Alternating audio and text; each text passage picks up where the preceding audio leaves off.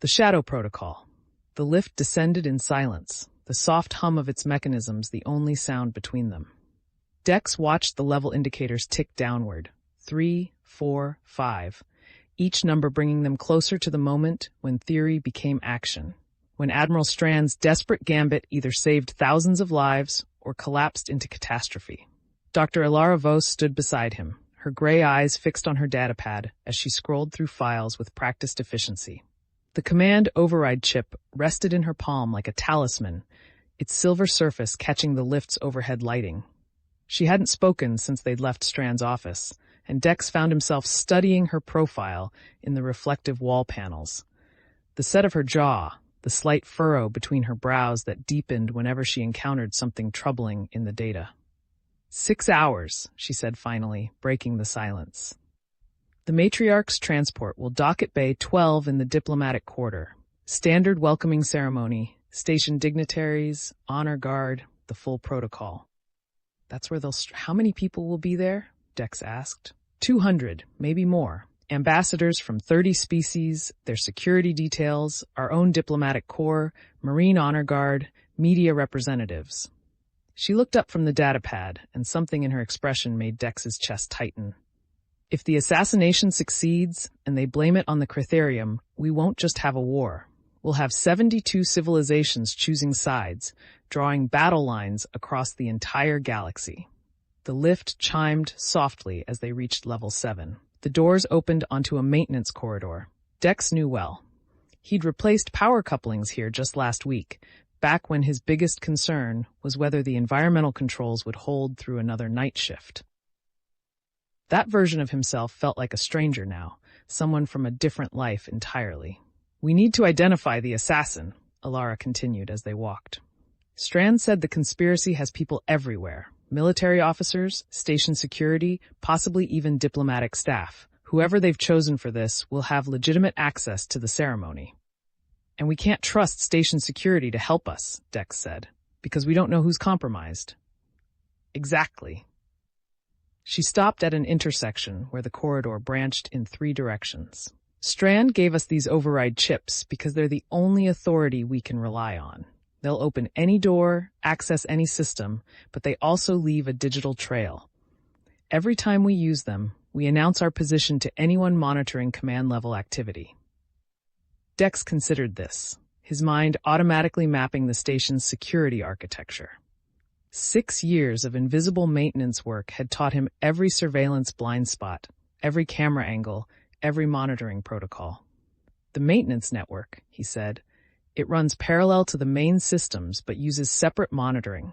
Security doesn't watch it unless there's an active breach alert.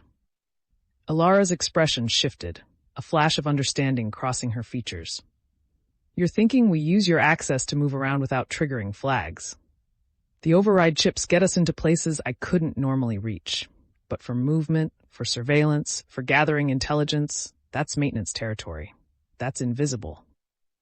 A slight smile touched her lips, the first he'd seen since their desperate escape from Meridian Dynamics hours ago. And here I thought I was recruiting you for your technical skills. Those too, Dex said, surprising himself with the confidence in his voice. But 6 years of being nobody taught me how to see everything. People don't notice maintenance workers. They don't guard their conversations around us, don't hide their data pads, don't even register that we're in the room. Until now, Elara's smile faded. Once we start actively investigating, once we use those chips, you won't be invisible anymore. You understand that? Dex thought about Admiral Strand's words from their first conversation on the observation deck, about seeing clearly and recognizing when something was wrong. He thought about the past 6 years of deliberate anonymity, of making himself small and unremarkable. And he thought about the Lumineth matriarch arriving in 6 hours, about 200 innocent people gathered for a ceremony, about a conspiracy willing to murder them all to start a war. I stopped being invisible the moment I planted that quantum relay, he said. I just didn't realize it yet. Elara held his gaze for a long moment, and Dex saw something shift in her expression, a recognition perhaps, or a reassessment. Then she nodded and gestured down the left corridor. Diplomatic quarter is this way. We need to survey the ceremony venue, Identify potential firing positions, access points, security vulnerabilities. They move through the maintenance passages, their footsteps echoing softly against metal walls. Dex led them through a series of turns and ladder wells that bypassed the main corridors, emerging finally into a service alcove that overlooked the grand promenade of the diplomatic quarter. Through the observation window, Dex could see the transformation already underway. The promenade stretched 50 meters wide and 200 meters long, its vaulted ceiling rising 3 stories above polished marble floors. Normally a space of quiet dignity where ambassadors conducted informal negotiations over carafes of exotic beverages, it now bustled with preparation. Work crews erected a ceremonial dais at the far end, its platform draped in the colors of the Galactic Assembly, deep blue and silver, representing the void of space and the light of civilization. Holographic projectors positioned at regular intervals would display the Lumineth's energy signature in real time, translating their communication into visual patterns comprehensible to material beings. Bay 12 connects directly to the promenade, Elara said, consulting her datapad. The matriarch will disembark with her attendants, 2 other Lumineth who serve as translators and honor guard. They'll process down the center aisle while the assembled dignitaries observe from both sides. When they reach the dais, Ambassador Chen will deliver the formal welcome on behalf of humanity. And somewhere in that crowd, Dex said, there's an assassin with a weapon capable of killing an energy being. Elara's fingers moved across her datapad, pulling up technical specifications.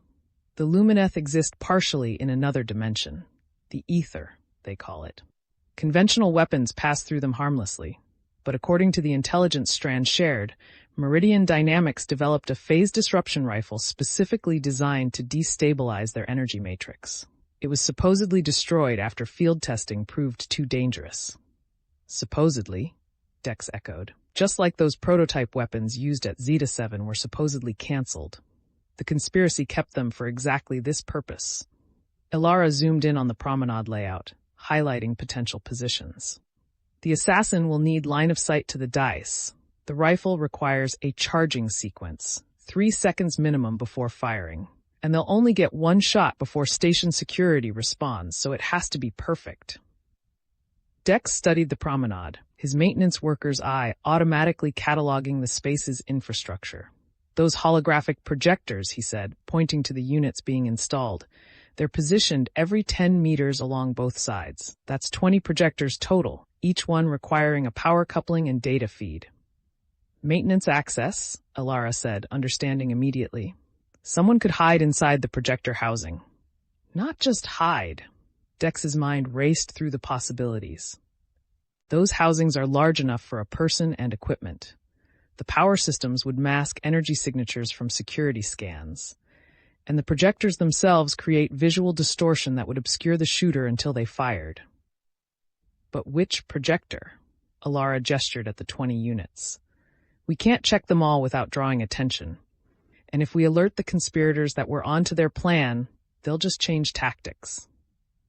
Dex thought about this, about the geometry of assassination, about sight lines and firing angles. The dais stood at the northern end of the promenade, elevated 1 meter above the main floor. The matriarch would stand at its center, flanked by her 2 attendants. The assembled dignitaries would form a U-shape around the dais, creating a corridor of empty space down the middle aisle. The projectors closest to the dais have the clearest shot, he said, but they're also the most exposed. Security will be concentrated there. The ones at the far end are too distant for a reliable hit, and the angle would be wrong. Elara followed his reasoning, her gray eyes narrowing as she studied the layout. Middle distance. Far enough from security concentration, but close enough for accuracy. Projector 7 or 8 on the eastern side, Dex said, pointing.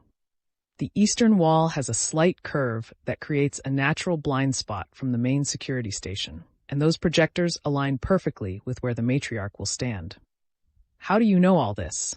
Elara asked, genuine curiosity in her voice. I replaced the power couplings on projectors 6 through 10 last month, Dex said. Faulty thermal regulators. I spent 4 hours inside those housings, and I remember thinking how someone could practically live in there if they wanted. Elara was quiet for a moment. Then she reached out and touched his arm. The same gesture she'd made after he'd planted the quantum relay, but this time it felt different. More personal, more real. Strand chose well, she said softly. When he told me he was bringing you in, I thought he was desperate. Now I understand he was being strategic. Dex felt heat rise in his cheeks and was grateful for the alcove's dim lighting. We still have to catch them, he said. Knowing where they'll hide doesn't tell us who they are. No, but it gives us a starting point. Elara pulled up a personnel roster on her datapad. Anyone with legitimate access to that projector in the next 6 hours is a potential suspect. Maintenance crews, technical staff, security personnel conducting sweeps. And we can't just arrest everyone who goes near it, Dex said. The conspiracy would hear about it and abort the mission. Then we're back to waiting for them to strike somewhere else, some other time. We need to catch them in the act, Elara agreed. Let them think they're succeeding, then stop them at the last possible moment. That's insane. That's the only option that doesn't tip our hand. She looked at him, and Dex saw the weight of Korvathi in her eyes. 3,000 dead because intelligence failures led to wrong decisions. If we act too soon, they vanish and we lose our chance to expose the conspiracy. If we act too late, the matriarch dies and we get our war. The margin for error is exactly 0. Dex thought about Admiral Strand's words from their meeting in his office. Sometimes the right thing to do isn't the official thing to do. This was beyond unofficial. This was letting an assassination attempt proceed to the final moment, trusting that 2 people with no combat training and no backup could stop it in time. We'll need to be inside that projector housing before the ceremony starts, he said, his tactical mind already working through the logistics, which means we need to access it before the assassin does. The ceremony begins in 6 hours, Elara said, but preparation will be ongoing until the last minute. We'll have to find a window when the promenade is relatively empty. Dex checked his own datapad, pulling up the station's maintenance schedule, a system he knew intimately from 6 years of night shifts. There's a shift change at 400 hours. Most of the preparation crews will break for 30 minutes. That's our window. That's in 4 hours, Elara said, which gives us time to prepare. We'll need equipment. Surveillance gear, weapons if we can get them, some way to neutralize the assassin without alerting the entire ceremony. Strand gave us command override chips, Dex said. That means we have access to the armory. Elara's expression turned thoughtful. A maintenance worker and a xenolinguist walking into the armory with command authorization. That won't raise any flags at all. Dex smiled despite the tension coiling in his chest. You said it yourself. Once we use these chips, we're visible. Might as well make it count. They made their way back through the maintenance corridors, moving with purpose now that they had a plan. The station's rhythm had changed since the fleet launch. Fewer personnel in the corridors, a sense of anticipation hanging in the recycled air. The rapid response fleet was en route to Zeta 7, where they would find Admiral Strand's carefully planted false evidence and return with inconclusive results. Meanwhile, the real threat was here, hidden among the station's 50,000 inhabitants, waiting for the perfect moment to strike. The armory was located on Level 5, Section Gamma, behind 3 layers of security that would normally require Marine escort and proper authorization. Dex approached the first checkpoint with Elara beside him, the command override chip feeling impossibly heavy in his pocket. The guard on duty, a young corporal with fresh insignia and alert eyes, straightened as they approached. Identification, he said, his tone professionally neutral. Dex handed over his maintenance credentials, watching the corporal's expression shift from routine to confusion as he scanned the chip. Sir, this shows command level authorization. I don't. Admiral Strand's orders, Elara said, her voice carrying the clipped authority of someone accustomed to being obeyed. We're on special assignment related to the Lumineth Summit. Time sensitive. The corporal's gaze moved between them, a maintenance worker in gray coveralls and a diplomatic corps officer with exhaustion evident in her features. Whatever he thought about the situation, his training won out. Yes, ma'am. Proceed to checkpoint 2. They moved through 2 more checkpoints with similar exchanges, each guard more senior and more suspicious than the last. But the override chip opened every door, just as Strand had promised. By the time they reached the armory itself, Dex could feel the digital trail they were leaving. A glowing path through the station's security network that anyone monitoring command-level activity would notice immediately. "We're committed now," Elara said quietly as the final door cycled open. No going back. The armory stretched before them, row after row of weapons secured in energy fields. Pulse rifles, plasma pistols, shock batons, tactical armor, everything the station's security forces might need in a crisis. Dex had never been inside this space, had never imagined he'd have reason to be here. Now he was selecting weapons to stop an assassin, preparing for a confrontation that could determine the fate of billions. "Something non-lethal," Elara said, moving along the racks with practiced efficiency. "We need the assassin alive for interrogation. Strand will want to know who gave the orders, who else is involved." "Shock baton?" Dex suggested, eyeing a weapon that looked like an oversized flashlight. "Too close range. We need something that works at distance." She stopped at a case containing what looked like small pistols with oversized barrels. "Neural disruptors. They'll drop a target instantly without permanent damage. Range is 15 meters, perfect for the projector housing." They selected 2 disruptors along with surveillance equipment, micro cameras, audio pickups, a portable tactical display that would let them monitor the ceremony in real time. Elara also grabbed 2 sets of light body armor, the kind diplomatic security wore under formal clothing.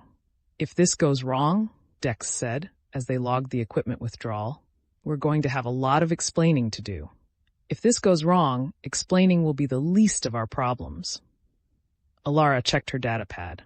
3 hours until the shift change. We should find somewhere to rest, review the plan. Once we're inside that projector housing, we'll be committed for the duration.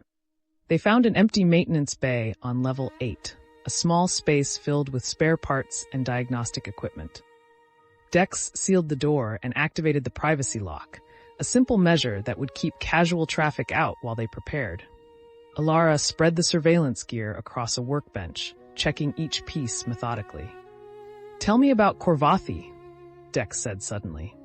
Elara's hands stilled on the equipment.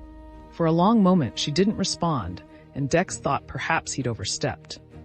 Then she set down the micro camera she'd been examining and turned to face him. "It was supposed to be humanity's greatest achievement," she said quietly. "First contact with the Korvathi, a species that had been watching us for decades, waiting to see if we were ready to join the wider galactic community. I was part of the linguistic team, tasked with establishing communication protocols. Everything was going perfectly. Until it wasn't." She pulled up a file on her datapad, and Dex saw images of an alien world. Soaring, crystalline structures, beings of light and geometry moving through spaces that defied human architecture. "The Korvathi communicate through color and resonance. We thought we understood the basics, but there are nuances, contextual meanings that our translation matrices couldn't capture. When their defense systems activated, we interpreted it as aggression. We responded with force. 3,000 dead," Dex said softly. 3,000 Korvathi civilians who were trying to welcome us. Elara's voice cracked slightly. "Their defense systems weren't weapons. They were environmental controls, adjusting the atmosphere to be breathable for us. But our tactical team saw energy spikes and assumed attack. By the time I realized the translation error, it was too late. The shooting had started." "That wasn't your fault. I was the senior linguist. I should have caught the error sooner, should have demanded more time for verification before we landed." She looked at him, and Dex saw the guilt that had been driving her every action since they'd met. "That's why I pushed so hard to get the raw data from Zeta 7. Why I was willing to break regulations, risk my career. Because I've seen what happens when people make decisions based on incomplete information and assumptions. I've seen the bodies." Dex understood then why Admiral Strand had brought her into this operation. Why he'd trusted her with the truth about Project Reclamation. She'd been tested by tragedy and emerged with absolute clarity about what mattered. She would do whatever was necessary to prevent another Korvathi, even if it meant standing against her own government. "We're going to stop them," Dex said. "The conspiracy, the assassination, All of it. We're going to expose the truth and make sure no one else dies for their ambition." Elara smiled, but it didn't reach her eyes. "You sound certain." "I am certain, because the alternative is unacceptable." They spent the next 2 hours preparing, reviewing the promenade layout, planning contingencies for every scenario they could imagine.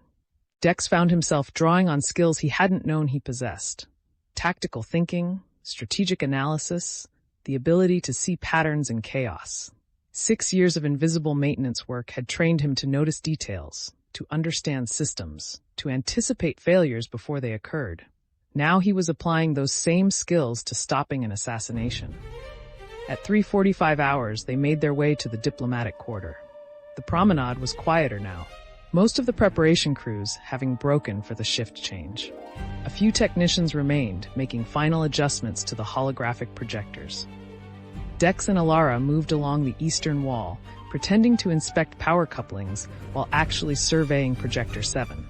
The housing was exactly as Dex remembered: a rectangular enclosure, 2 meters tall and 1 meter wide, with access panels on 3 sides. The interior space was cramped but sufficient for one person and equipment. Power conduits ran along the back wall, their electromagnetic field strong enough to mask energy signatures from casual scans. "Perfect hiding spot," Elara murmured. "Let's make it ours." They waited until the last technician left the promenade. Then, Dex used his maintenance credentials to open the access panel. The housing's interior was dark and warm, filled with the soft hum of power systems. They climbed inside, pulling the panel closed behind them. Darkness enveloped them. Dex activated a small work light, its beam revealing the cramped space they'd be occupying for the next 2 hours. Elara positioned the surveillance equipment, setting up micro cameras to monitor the promenade and the projector's exterior access panels. "Now we wait," she said, settling into a corner with the tactical display, "and hope the assassin doesn't decide to check the housing before taking position." Dex sat opposite her, the neural disruptor resting across his knees. In the close confines of the housing, he could smell her shampoo, something floral and faint, and hear her breathing in the darkness. It was intimate in a way that made him acutely aware of every movement, every shift in position. "Dex," Elara said after several minutes of silence, "when this is over, assuming we survive, what will you do?" "I don't know," he admitted. "I don't think I can go back to maintenance, not after everything that's happened." "Strand will need people he can trust," she said. "People who can see what others miss, who aren't afraid to act when action is required. People like you." "People like us," Dex corrected. In the darkness, he felt her hand find his, her fingers intertwining with his own. "People like us," she agreed. They sat in silence then, waiting for an assassin who would come in the dark, waiting for a moment that would determine whether the galaxy descended into war or found a path toward peace. And Dex Holloway, who had spent 6 years being invisible, prepared to step into the light and become exactly what Admiral Strand had seen in him from the beginning: someone who mattered. Thanks for watching our stories. Don't forget to like and subscribe for more epic adventures. Thanks for watching our stories. Don't forget to like and subscribe for more epic adventures.